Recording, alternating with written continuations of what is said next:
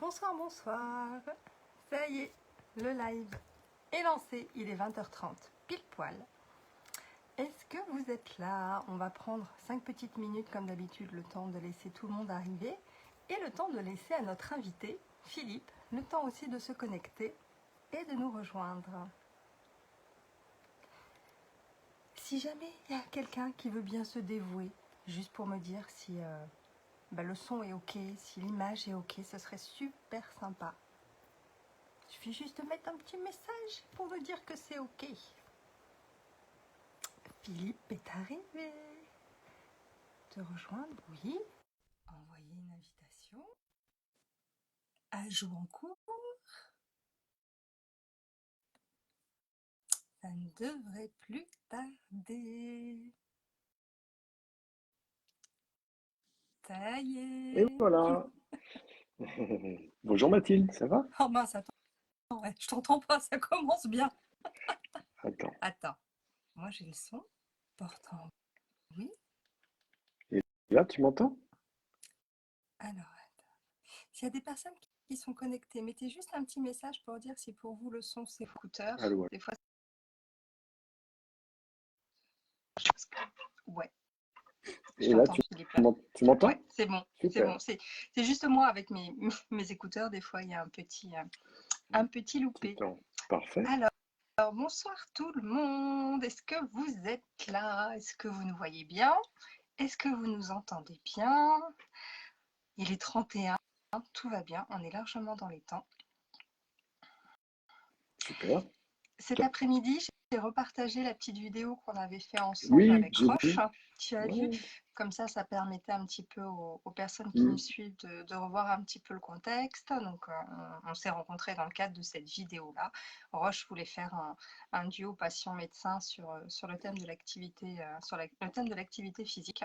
Mhm. Et cette vidéo ne dure que quelques minutes, donc c'est vrai qu'on s'était dit que 5 minutes, c'était quand même très très court finalement pour aborder le sujet. Donc le live de ce soir va nous permettre de dire tout ce qu'on a envie de dire sur le thème de l'activité physique. Donc ça, c'est Oui, chouette. oui. Avec Bonsoir plaisir. Virginie. Bonsoir C'est ok le son, Virginie. Virginie? On peut toujours compter sur Virginie. Elle était là aussi quand on a fait nos tests. Ah, très bien. Elle fait partie des modératrices en fait de mon groupe D'accord. privé sur la stéatose hépatique. Mm. Ouais. Et c'est chouette, on peut compter sur elle pour nous dire. Donc elle avait peut-être déjà répondu, j'avais pas vu. Hop là. Ok.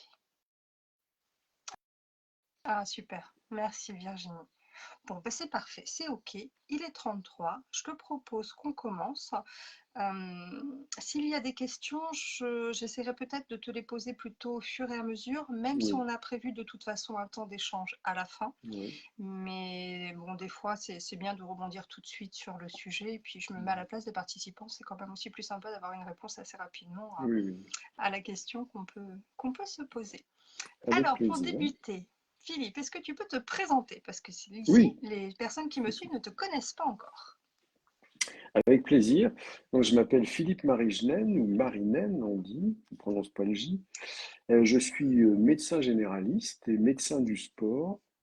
Et aujourd'hui, je travaille au sein du centre Léon Bérard à Lyon, qui est un des centres de lutte contre le cancer, un des grands centres français avec l'Institut Gustave Roussy, entre autres.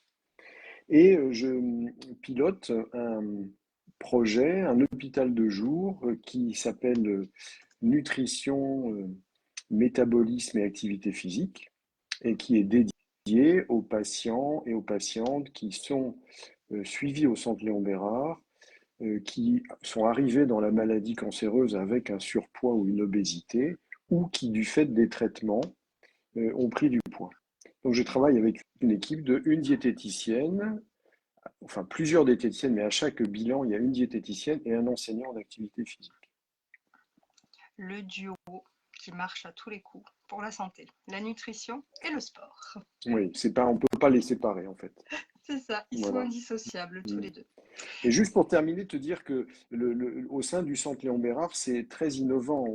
Depuis 10 ans, on a un lieu dédié à l'activité physique et à la nutrition pour les patients et les patientes. Ça a été un des premiers centres à être aussi bien structuré pour proposer aux patients cet accompagnement-là. Super. Euh, Avant de continuer un petit peu dans les questions, est-ce que tu peux nous aider à y voir un petit peu plus clair? Parce qu'il y a différents termes qui regroupent l'activité. Il y a l'activité physique, il y a l'activité physique adaptée, il y a l'activité sportive. Voilà. Est-ce que tu peux nous aider un petit peu à dissocier tous ces différents termes? Oui, effectivement, il faut faire un peu de définition pour s'y retrouver. Alors, on va commencer par peut-être ce qu'est la sédentarité. Déjà, avant de parler d'activité, la sédentarité, c'est le fait de ne pas bouger. On dit toujours, vous savez, on fait un travail sédentaire, on a toujours l'image de quelqu'un qui reste assis pendant plusieurs heures à son bureau. La sédentarité, c'est ça. Alors, elle est source de tas d'ennuis, et pour contrecarrer ces ennuis, il y a à l'opposé ce qu'on appelle l'activité physique. Alors, on va distinguer trois choses. L'activité physique adaptée, et puis le sport.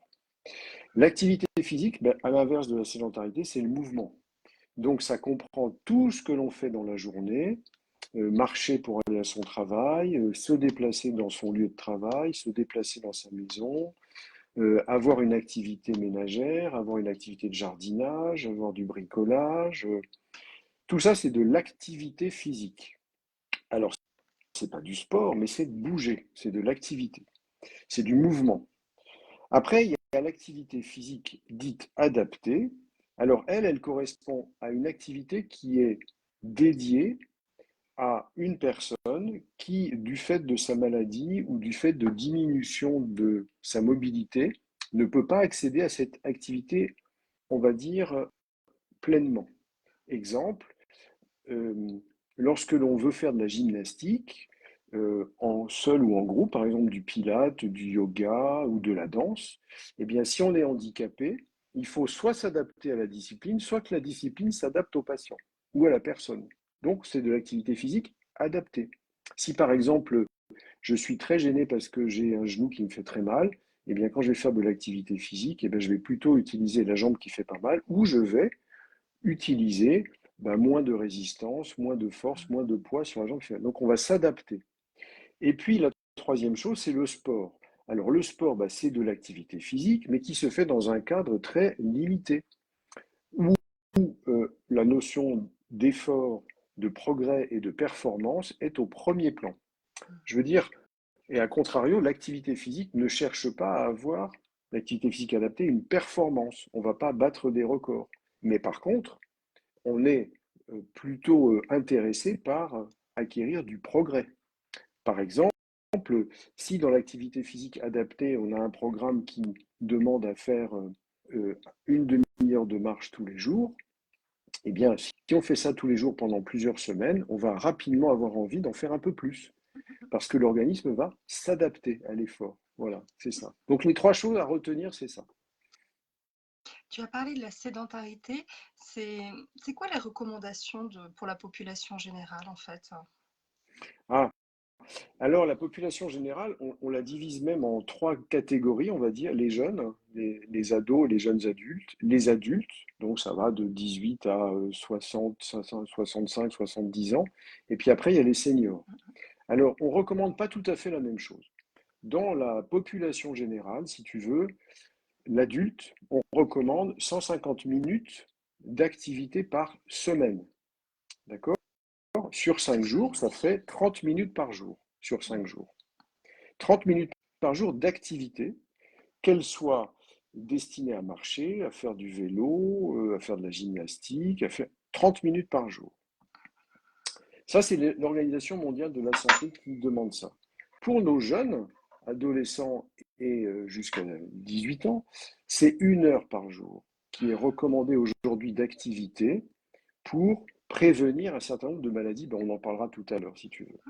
Et puis chez le senior, dont on sait qu'à partir de 60 ans, moi j'ai beaucoup plus que 60 ans, et à partir de 60 ans, eh bien, on perd du muscle. Donc il faut l'entretenir. Et pour l'entretenir, eh bien, on conseille aux personnes après 60 ans, 65, 70 ans, de faire 2 séances de renforcement musculaire par semaine. Donc ça va être de la gymnastique dans une salle de sport. Ça peut être chez soi avec pas beaucoup de matériel, un élastique ou deux, un haltère ou deux.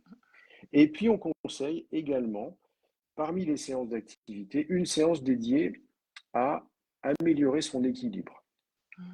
Et les Japonais ont très très bien intégré ça. Il y a beaucoup de sports en entreprise qui se fait où on va travailler sur l'équilibre, parce que plus on vieillit et plus on risque de tomber, et on tombe parce qu'on a perdu l'équilibre en fait. Voilà. Donc en fait, plus on avance dans l'âge et plus il faut s'entretenir régulièrement. Voilà. Et encore une fois, on ne cherche pas la performance, on cherche la régularité. Et est-ce que tu peux continuer du coup sur les conséquences de cette sédentarité? Qu'est-ce que ça entraîne? Ah oui, oui. Et maintenant, on a, si tu veux, on a vraiment des travaux très, très solides qui démontrent l'impact de la sédentarité sur la santé. Alors, on le sait depuis très, très longtemps sur le système cardiovasculaire. Je vais prendre un exemple très simple, très anecdotique. La première publication scientifique, on va dire, de différence entre l'immobilité, la sédentarité et l'activité physique, elle a eu lieu dans les années 50. Elle a été publiée dans le Lancet, un magazine scientifique très bien connu, et elle faisait état du constat et de la différence qui existait en Angleterre entre le chauffeur de bus, les double-decker, tu sais, les bus à deux étages, et puis le contrôleur qui montait et qui descendait des dizaines et des dizaines, voire des centaines de fois par jour. Et ils ont tenu un registre un peu comme la médecine du travail, et ils se sont rendus compte qu'il y avait une très nette différence sur les accidents cardiovasculaires entre le chauffeur qui était plutôt sédentaire parce qu'il était assis, même s'il avait une certaine activité, il était assis, et le contrôleur qui montait et qui descendait. Et c'est drôle de voir ça. Donc, ce qu'on sait maintenant, la première cause ou la première conséquence de la sédentarité, ce sont les maladies cardiovasculaires. La deuxième conséquence, c'est le surpoids, parce que quand on ne bouge pas et qu'on est sédentaire, on risque de prendre du poids. Donc, le surpoids et toutes ses conséquences, on va en parler après. Et puis, les autres pathologies, le diabète, bien entendu, lié au surpoids. Et puis maintenant, on sait depuis quelques années, c'est extrêmement solide, que la sédentarité aggrave le risque de développer certains cancers. Chez la femme, le cancer de l'endomètre, c'est la position qui fait ça peut-être, et chez l'homme, le cancer de la prostate, et pour les deux sexes, le cancer du côlon et du rectum. Donc aujourd'hui, c'est démontré que la sédentarité est un facteur de risque de pas mal de pathologies et du cancer également. D'accord. Eh ben, merci beaucoup pour toutes ces Mm. explications parce que tu vois, même moi, j'étais loin de connaître tout Mm. ça. C'est vraiment super. On en revient à l'activité physique adaptée. À qui ça s'adresse? C'est pour qui? C'est pour tout le monde. En fait, je pense que quand on est en bonne santé, on n'a qu'une envie, c'est d'y rester. Donc ça s'adresse aux gens en bonne santé. Toujours pareil, on peut se baser sur les 30 minutes par jour de recommandations de l'OMS. Et puis ça s'adresse aux patients qui sont atteints de pathologie, soit pour diminuer les effets néfastes de la pathologie, soit pour améliorer celle-ci en complément de certains traitements, soit même aujourd'hui, on sait que pour éviter la récidive de certaines pathologies, y compris le cancer, l'activité physique, à condition qu'elle soit soutenue, faite selon un certain rythme, diminue la malchance de faire une récidive et augmente donc la survie. Alors elle augmente la survie, toute pathologie confondue, parce que parfois on a malchance, on a un cancer plus d'autres maladies, mais elle aussi, elle influe directement sur la survie liée au cancer lui-même. C'est super important ça parce que Mm. ça montre à quel point on, on a le pouvoir de pouvoir influencer sa santé et son espérance de Ah oui, vie. complètement. Complètement. On a vraiment un pouvoir et un pouvoir non médicamenteux, puisque tout ce que je te dis depuis le début, que ce soit la nutrition ou l'activité physique qui sont indissociables, c'est zéro médicament. Et donc, on est chacun acteur de ça, en fait. On est chacun acteur de notre possibilité à faire de l'activité, à bouger, à manger différemment. On est chacun absolument acteur de sa propre santé dans ce cadre-là. Oui. Absolument, absolument. Et c'est jamais perdu. On a démontré aussi, oui, oui, tu vois, on a démontré par exemple que, alors il y a beaucoup d'études sur le cancer du sein, malheureusement parce que c'est le cancer le plus fréquent. On a tout à fait démontré, si tu veux, que chez les femmes qui ont un cancer du sein hormonodépendant, et qui vont rentrer dans le cancer, si je peux dire, avec un surpoids ou une obésité, plus souvent une obésité.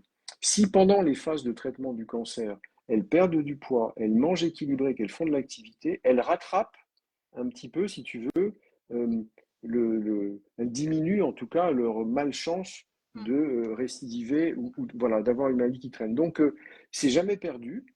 Euh, Ça, c'est sur la maladie en elle-même, mais il n'y a pas que le cancer, hein, bien entendu, il y a plein d'autres pathologies et pour lesquelles l'activité physique a vraiment un bénéfice. Sur l'hypertension artérielle, c'est largement prouvé par la Société française de cardiologie. Sur le diabète, alors là, vraiment, c'est montré que plus on fait de l'activité, plus on utilise le sucre et moins il y en a dans le sang. Sur les rhumatismes, sur un certain nombre d'anxiété et de dépression. Enfin, la liste est longue. Voilà, on peut dresser cette liste-là, mais aujourd'hui, hormis certaines contre-indications, on va dire de bon sens ou mécaniques parfois qui empêchent de faire de l'activité, rien ne s'y oppose. Tu vois, on fait même au centre Léon Bérard, on fait faire de l'activité à des jeunes, très très jeunes patients, même en chambre stérile. On fait faire de l'activité physique à des patients pendant leur cure de chimiothérapie. Cet après-midi, j'ai encore vu des patients qui venaient faire du tapis de marche et du rameur alors qu'ils avaient branché leur pic de perfusion, hein. Donc, si tu veux, aujourd'hui, on sait que on peut avoir un effet bénéfique à tous les moments du parcours de soins, hein. Bon, moi, je connais bien celui-là, mais que ce soit les autres pathologies, à quelque moment que ce soit, on peut tout à fait retarder la mise sous traitement pour un patient diabétique de type 2, donc un surpoids et un diabète. On peut retarder sa mise sous traitement parce qu'on aura intégrer dans son parcours de soins une activité physique quotidienne, une alimentation différente. Et voilà. C'est pour ça qu'il y a beaucoup aussi de mutuelles, tu vois, qui s'intéressent à ce problème-là dans la prise en charge justement des parcours de santé.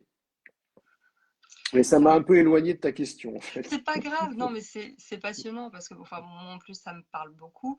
Bon, je l'avais évoqué très rapidement sur mes réseaux, mais c'est vrai que cette année, j'ai accompagné un proche, une proche dans le cadre de la prise en charge d'un cancer du sein hormonodépendant, avec toute la chimio et tout ce que ça a pu engendrer derrière.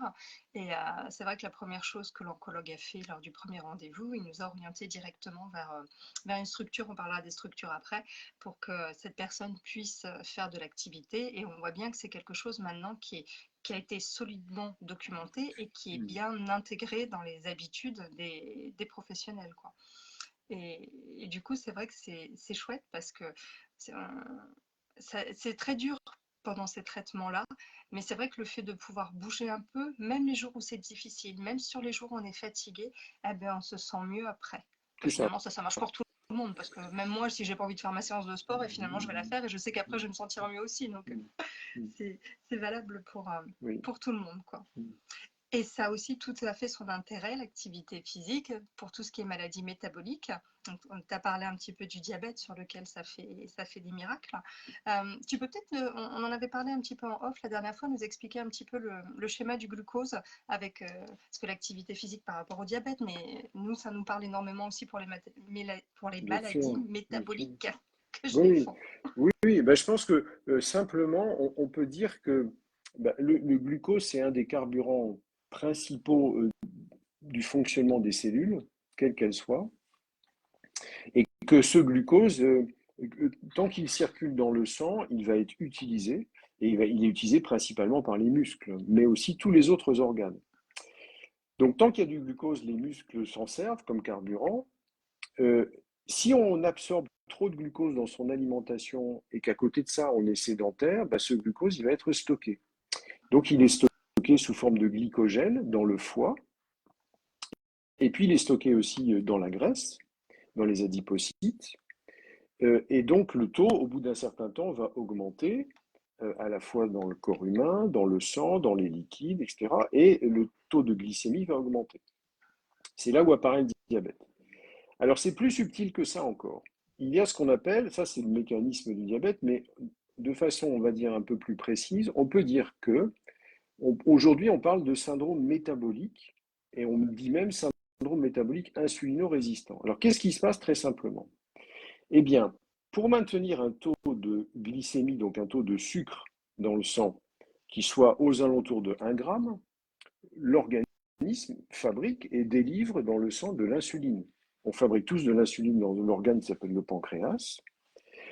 Quand on a un poids normal, cette insuline, elle est adaptée au poids et elle est fabriquée tous les jours et elle circule dans le sang en fonction des repas, de son alimentation. Lorsque l'on a trop de poids, et en particulier trop de graisse, qui ne consomme très peu de sucre, mais qui la stocke, le volume de l'organisme est plus important. Donc, pour maintenir un taux de sucre au niveau toléré, et tolérable et recommandé, ben, tu vas être obligé de fabriquer plus d'insuline. Tu vas en délivrer plus. Et au bout d'un certain temps, cette réserve, si on peut dire, va diminuer, va s'épuiser et le taux de sucre va augmenter. Et donc, c'est ce qu'on appelle le syndrome métabolique qui est devenu insulino-résistant. Autrement dit, c'est ce qu'on appelle le diabète de type 2 ou le diabète obèse, le diabète de surpoids. Voilà. C'est ça le mécanisme.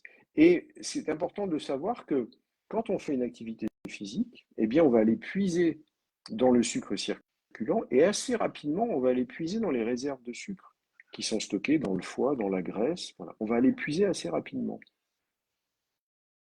C'est ça le C'est mécanisme. très parlant. C'est très parlant. J'espère que ça parle aussi à nos participants.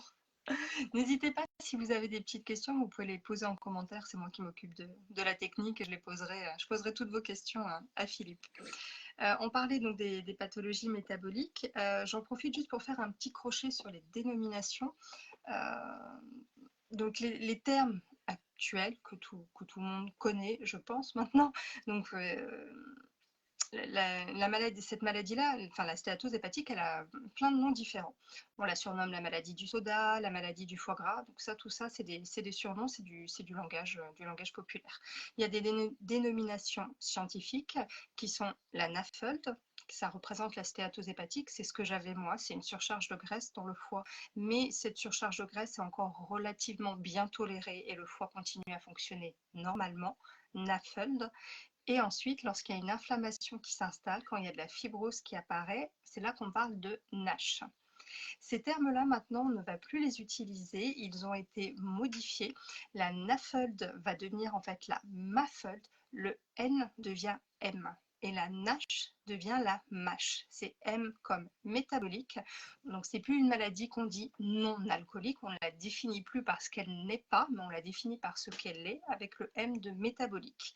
Donc, j'en parlais très peu encore sur ma page, mais maintenant, il va bien falloir que je le fasse, comme tout le monde. J'avoue que j'ai un petit peu résisté parce que j'avais peur que ça sème la confusion en fait auprès des personnes qui me suivent. Mais voilà, c'est les termes maintenant médicaux qui sont utilisés. Donc voilà, il faut aussi qu'on s'y mette et à partir de maintenant, c'est aussi les termes que je vais utiliser sur ma page. C'était la petite parenthèse médicale. J'aimerais Mais qu'on revienne c'est sur les... intéressant ce que tu dis parce que ça prouve aussi que la compréhension des mécanismes de l'installation de certaines maladies évolue. Et plus on mieux connus. avance, il est mieux connu et plus on peut y faire face avec des traitements et plus on comprend ce qui se passe. Oui, c'est important, tu as raison. J'ai envie qu'on insiste un petit peu plus encore sur tous les bénéfices que l'on peut avoir à pratiquer une activité Mm, physique, mm, adaptée, sportive, peu importe, mais à bouger. mm. Donc, tu nous as présenté donc le fait que ça diminue le risque de récidive, notamment dans le cadre d'un cancer du sein, que ça permet de retarder la médication d'un diabète, ça permet de Ouais. repousser cette échéance-là. Ça, c'est Mhm. vraiment super. Qu'est-ce qu'on peut citer d'autre comme bénéfice? Ah oui, oui, il y a plein de bénéfices qui se comprennent très bien. Donc le diabète, c'est facile à comprendre, on consomme le sucre. Ok. Deuxième grand bénéfice, ben, c'est de la mécanique, c'est-à-dire que plus on se sert d'une articulation, eh bien moins elle va se gripper dans le temps. Et moins on va voir apparaître des phénomènes inflammatoires, même de dégénérescence cartilagineuse comme l'arthrose, méniscale dans le genou. Donc plus on se sert d'une articulation, à condition, quand on vieillit, de faire aussi des activités non portées. Tu vois, non portées, ça veut dire que le poids du corps ne va pas appuyer dessus tout le temps. Le vélo, par exemple, la natation, la gymnastique, voilà. Ça, c'est des activités non portées. Donc ça, c'est des phénomènes mécaniques. On agit sur l'articulation et sur tout ce qui entoure l'articulation, c'est-à-dire les muscles et les tendons. D'accord? Et moi, je suis toujours très étonné de voir parfois des patientes âgées, 85, 90 ans, qui ont gardé une souplesse extraordinaire parce que depuis 40 ou 50 ans, eh bien, elles continuent à faire de la gym à leur rythme. Mais elles ont derrière elles un long passé. Donc voilà, ça c'est le phénomène mécanique. le phénomène biologique, biochimique plutôt avec le sucre, et puis il y a des phénomènes biochimiques. Alors dans ces phénomènes biochimiques, ils sont les suivants. Lorsque on a trop de poids, et là on ne peut pas dissocier le surpoids du reste, lorsqu'on a trop de poids et qu'on est obèse, cette obésité se traduit sur le plan biochimique par, on va dire, un état inflammatoire permanent.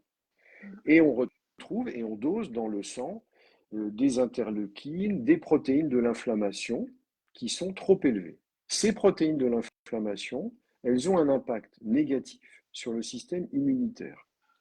Ce système immunitaire, il devient moins vigilant et il laisse passer plus d'anomalies.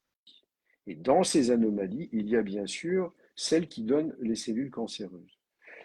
Quand on fait du sport, on se rend compte que tous ces phénomènes d'inflammation, ils diminuent. Ils diminuent parce que le métabolisme de base augmente, la circulation sanguine augmente, l'utilisation d'un certain nombre de produits fabriqués par le corps se fait dans le muscle, et par conséquent, il diminue dans le sang. Donc, il y a un vrai phénomène biochimique de l'effet du sport. Et sur le cancer, on est en train de démontrer aussi qu'il y a un effet sur la vascularisation autour de la tumeur.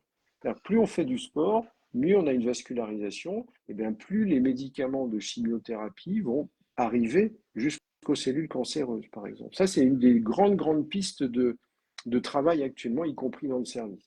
Donc, tu vois, il y a plusieurs mécanismes. Ouais, et on en découvre toujours. Et puis, ça, c'est des phénomènes, on va dire, chimiques, mais il y a tous les phénomènes qui sont liés au système nerveux. Pourquoi le sport améliore le stress? Eh bien, parce qu'en faisant du sport, on va fabriquer et utiliser certaines hormones, le cortisol notamment, qui sont des hormones de stress.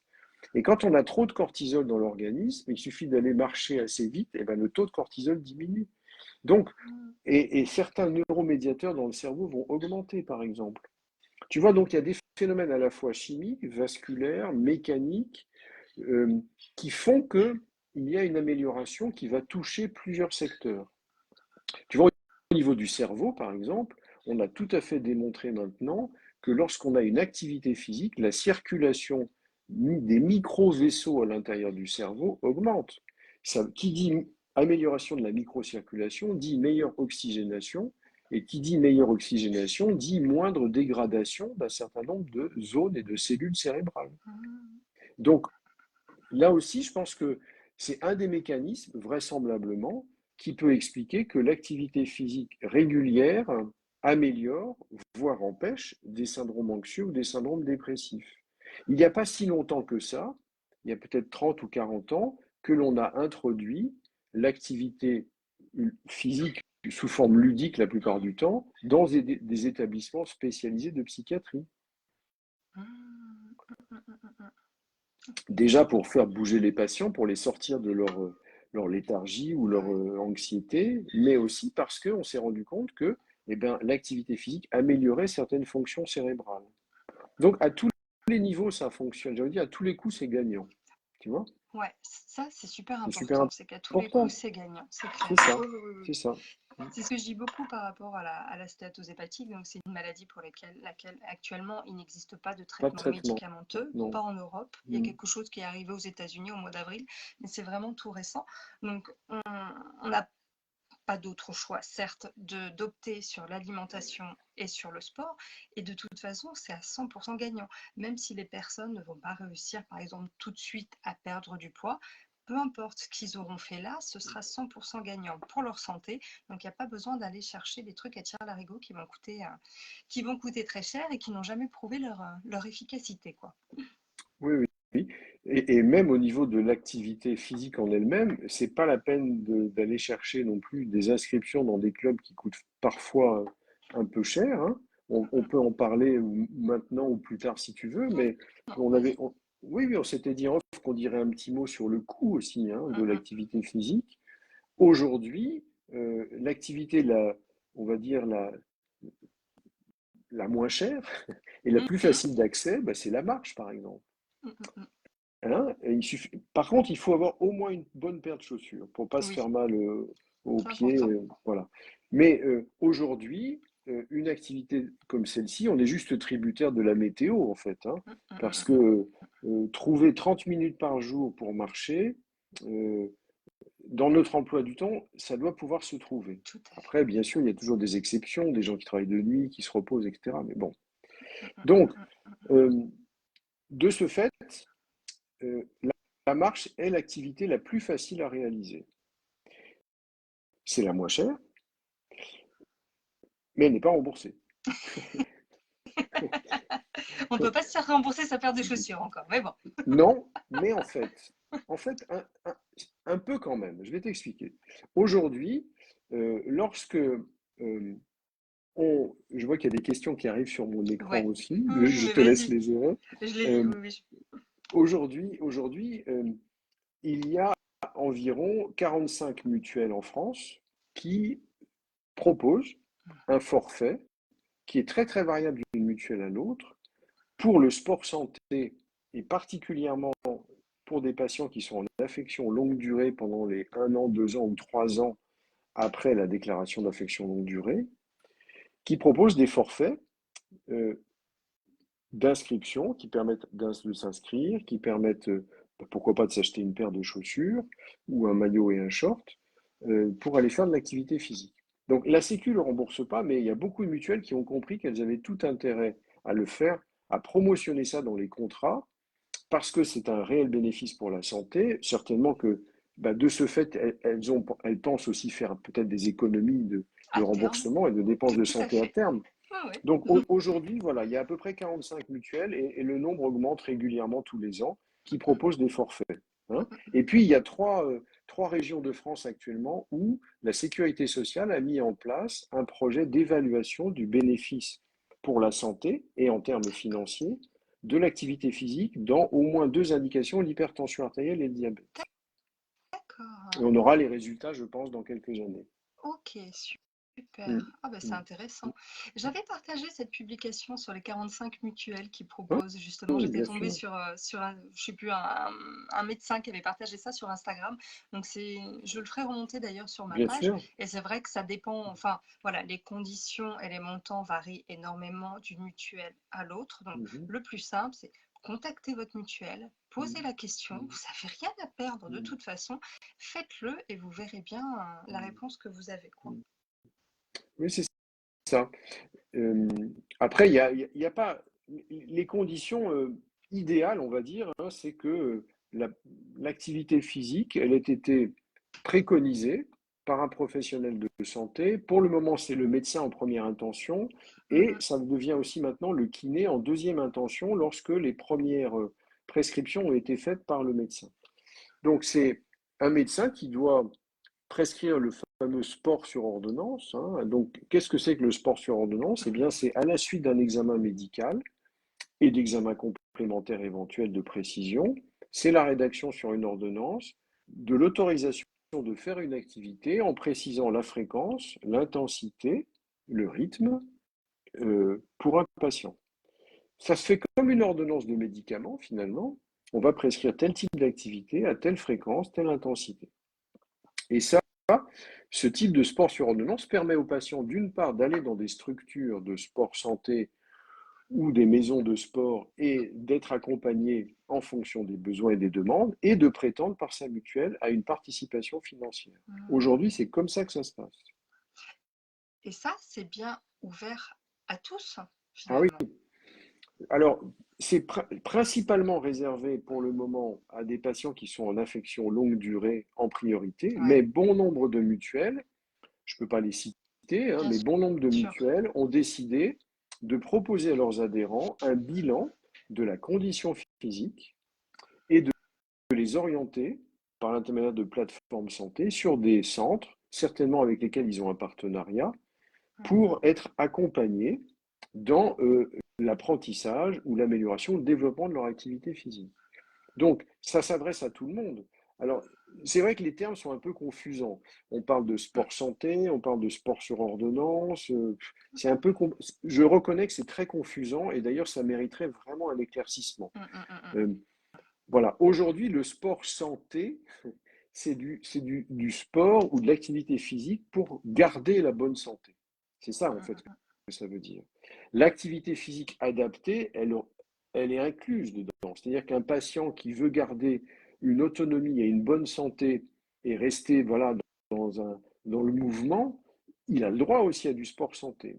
Donc, tu vois, c'est un peu confusant. Ce qu'il faut retenir, c'est qu'aujourd'hui, quand on veut faire de l'activité physique qu'on n'a pas fait depuis longtemps, qu'on ait une pathologie ou pas, il est bien de voir son médecin pour un examen médical, éventuellement des examens complémentaires. Je vais prendre un exemple. Quand tu as 55 ans, que tu as un léger surpoids, que tu n'as jamais fait d'activité, que tu as été fumeur ou tu continues à fumer un peu, euh, avant d'aller te lancer dans l'activité physique, il y a un examen cardiovasculaire qui peut être nécessaire. Soit de repos, soit éventuellement d'effort. Tu vois? Bah, pour pas que le sport devienne une activité à risque finalement. D'accord? Donc, un médecin généraliste ou un médecin du sport ou un médecin spécialiste, un examen médical, des examens complémentaires, une ordonnance et un certificat d'aptitude, qui est un peu différent de l'ordonnance, mais on peut faire sur le même. C'est-à-dire d'un côté qui autorise à faire de l'activité physique et d'autre côté une ordonnance qui va dire qu'est-ce qu'on a le droit de faire. Tu vois? C'est super important. Voilà, s'il y a vraiment quelque chose que les personnes qui nous écoutent doivent retenir, c'est que la première chose à faire, c'est parlez-en avec votre médecin généraliste. Bien sûr, Parlez-en avec lui. bien sûr. Je Oui. vais lire un petit peu les questions qu'on a. Donc Fabi qui nous dit, j'ai une, alors attends, j'ai bien prononcé, j'ai une névrite vestibulaire, Mhm. hyporéflexie droite non compensée, Mhm. donc souci d'équilibre et Énorme. chute. Mhm. Beaucoup de mal à trouver une activité adéquate à mes pathologies malgré une prescription. euh, alors PEPS, PEP, c'est quoi du coup?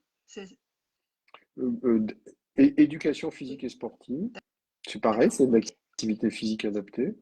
Ok. Très bien. Alors, nous, ça nous arrive d'avoir des patients qui ont des gros vertiges, soit à la suite de traitements ou à la suite de localisation cérébrale de certains cancers.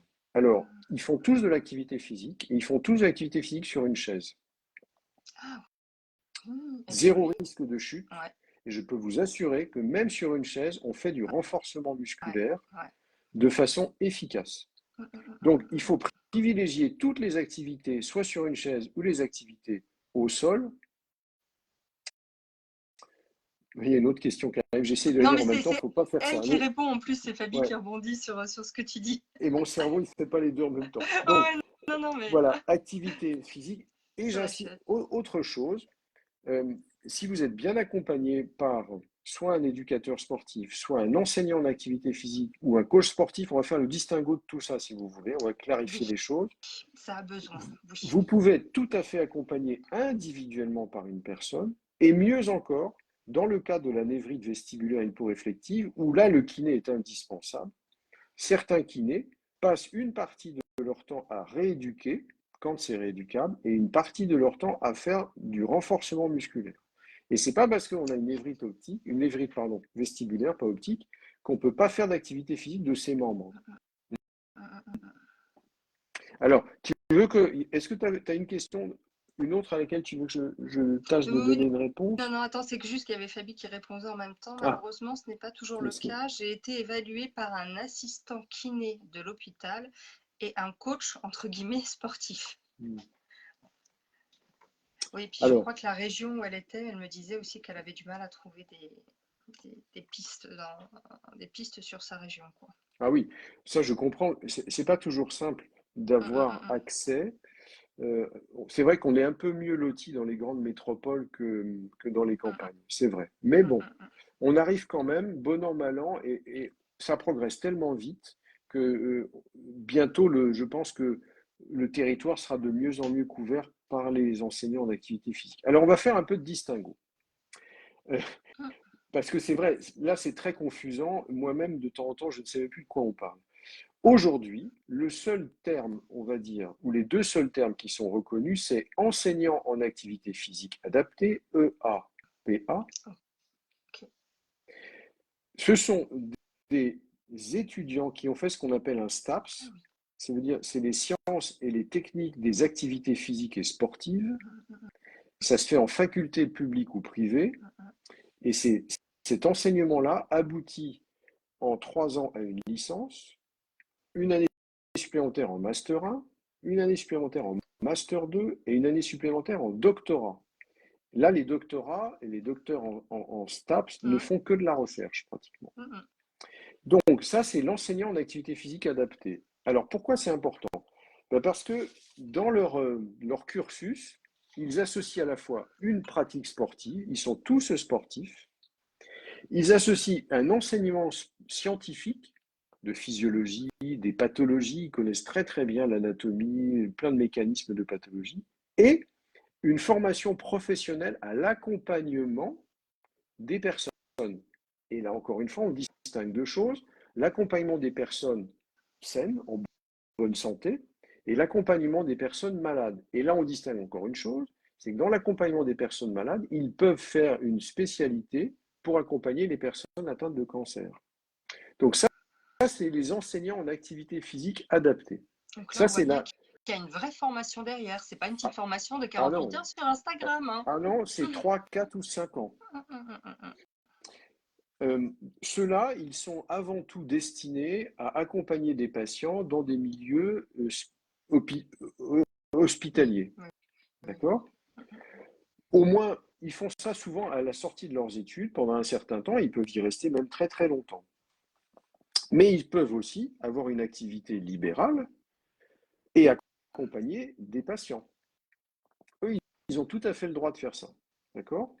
Et ça, c'est très bien réglementé. Depuis la loi de modernisation de la médecine, c'est très bien réglementé. Ceux-là sont les seuls, ceux-là, à pouvoir accompagner des patients atteints de cancer, par exemple. D'accord. Ça, c'est Deuxième juste. grand, ouais, ça c'est très important. Deuxième grand groupe, il y a ce qu'on appelle les animateurs sportifs ou les éducateurs sportifs ou les coachs sportifs. Ça regroupe à peu près la même signification. Là, il ne s'agit pas du tout d'études universitaires, c'est ce qu'on appelle un brevet professionnel qui se fait en 2 ans. Ça se fait en 2 ans. Et ce brevet professionnel permet d'accompagner des personnes indemnes de pathologie, des personnes qui ont des pathologies, mais limitées.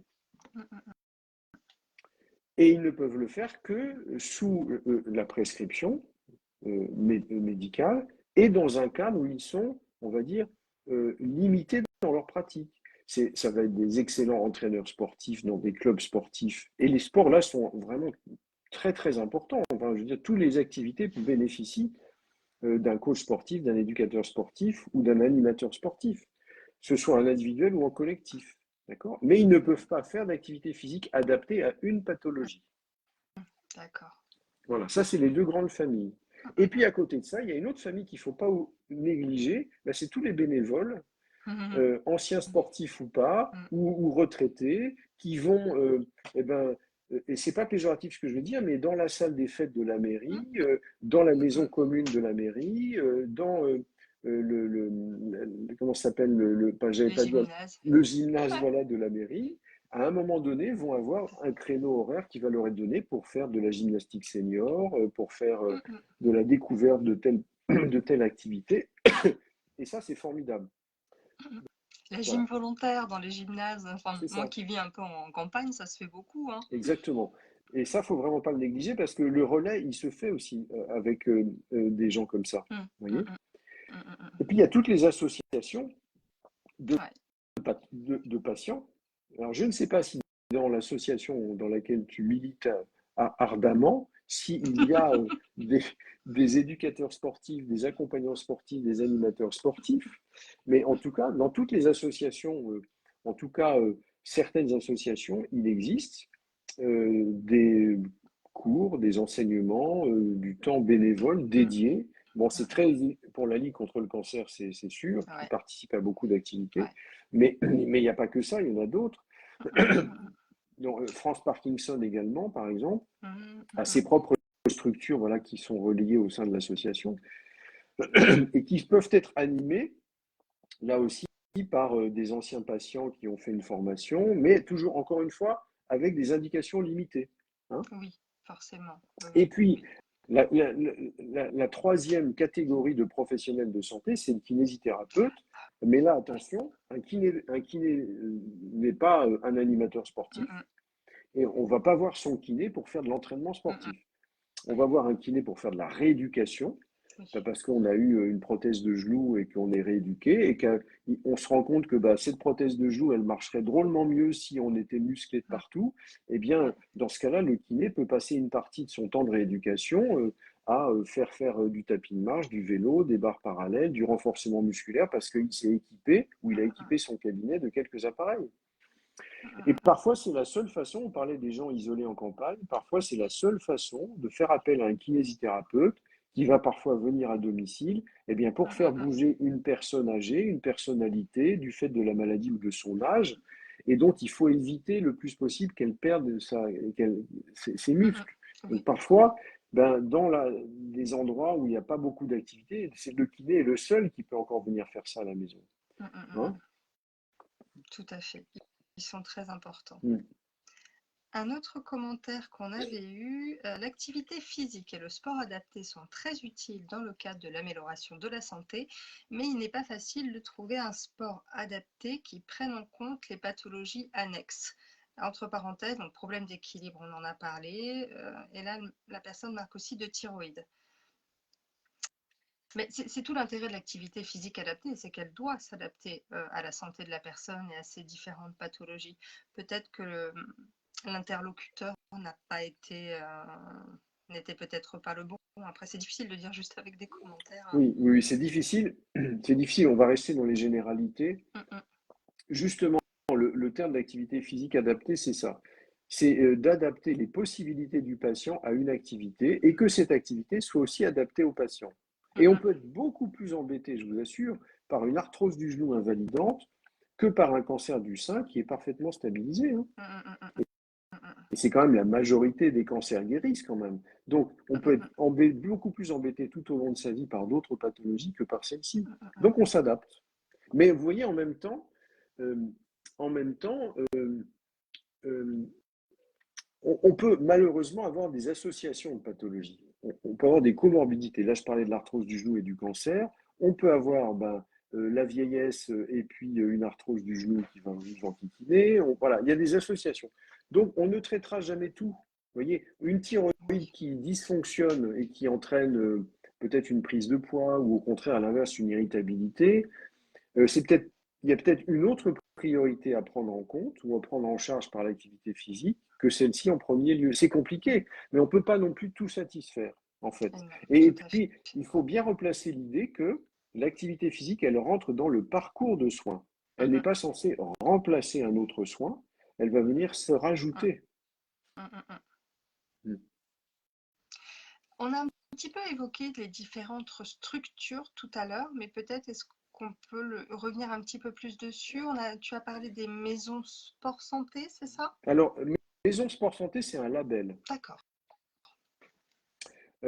qui répond à des exigences à la fois euh, de matériel, d'hygiène et d'encadrement.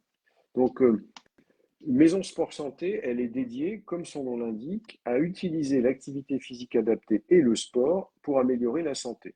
D'accord? Ok. Donc, c'est un Mm, label. mm. C'est comme le label sur certains aliments. C'est pas... Et d'ailleurs, ça me fait, en y pensant, je suis en train de réfléchir à ça. Il avait été évoqué à un moment donné dans une réunion de mise au point de tous ces noms-là, de faire une espèce de Nutri-Score des établissements de Ah, sport. Alors, ça ne se rappellera pas Nutri-Score, mais je pense oui, peut-être qu'un jour ça viendra. Bon, voilà. Donc ça, c'est un d'accord. label. À côté de ça, il y a les salles de sport qui ont toutes des noms, hein, dont certaines sont très très diffusées sur le territoire. Il y en a dans beaucoup de grandes villes. Elles sont accessibles à tous, pas particulièrement lorsqu'on a un problème de santé. Elles sont dédiées à tous, mais on va pas forcément y rencontrer un enseignant en activité physique adaptée. On va plutôt y Mm, rencontrer des animateurs sportifs, des oui, coachs des sportifs, des éducateurs coachs. sportifs. Voilà. Mm, mm, Donc, on peut y aller avec une prescription, bien sûr, mais il ne pourra pas vous accompagner individuellement parce qu'il n'est pas légalement autorisé à le faire. Voilà. Il doit connaître un peu la pathologie. Or, dans les cours d'éducateurs sportifs, euh, les pathologies sont survolées, en fait, à la différence de l'enseignement en STAPS. Voilà.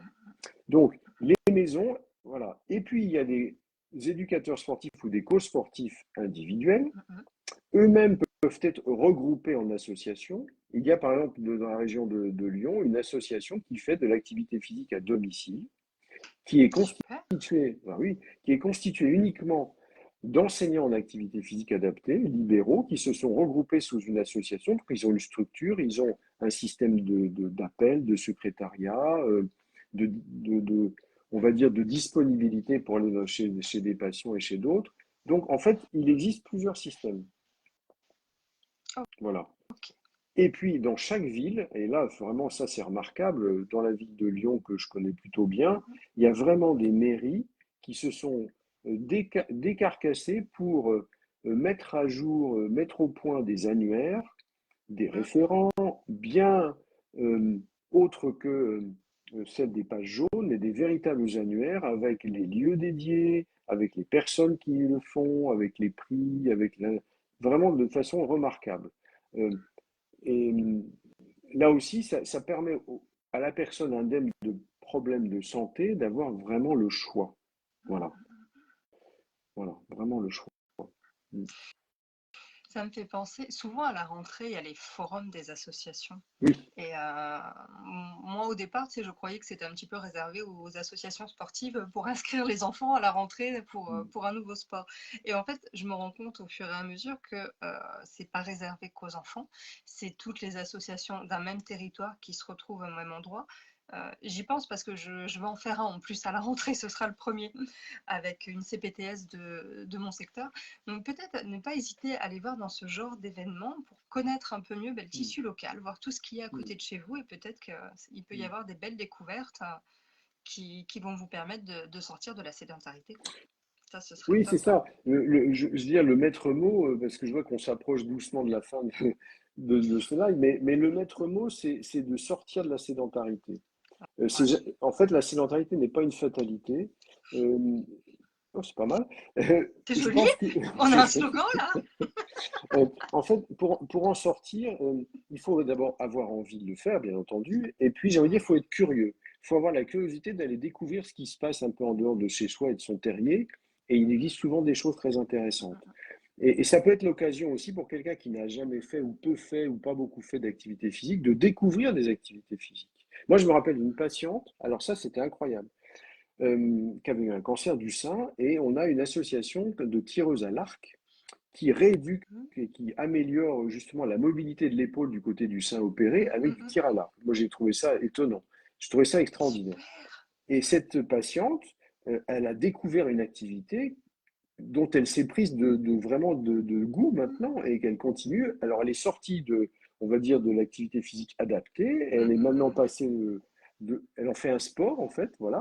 Et elle fait maintenant des petites rencontres à son niveau dans sa ville. Donc, c'était l'occasion de découvrir quelque chose. Par exemple, au sein du centre Léon Bérard, on fait venir régulièrement des activités qui sont dédiées de sport. Exemple, aujourd'hui, on parle du rugby santé. Alors, D'accord.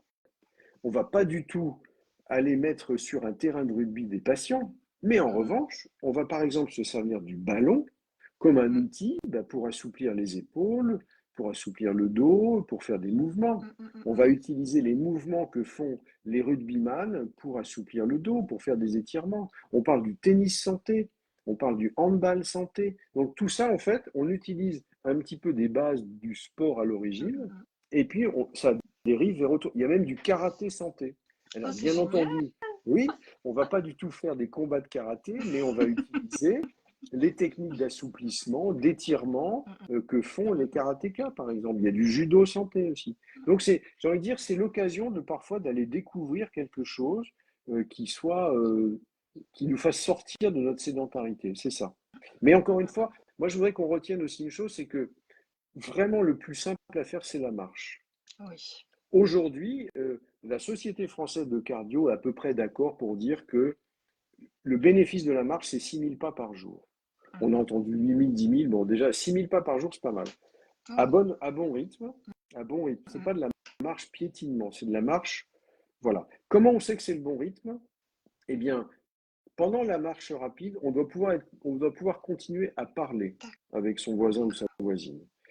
D'accord? Dès qu'on commence à être un peu essoufflé, là, on parle de l'intensité modérée.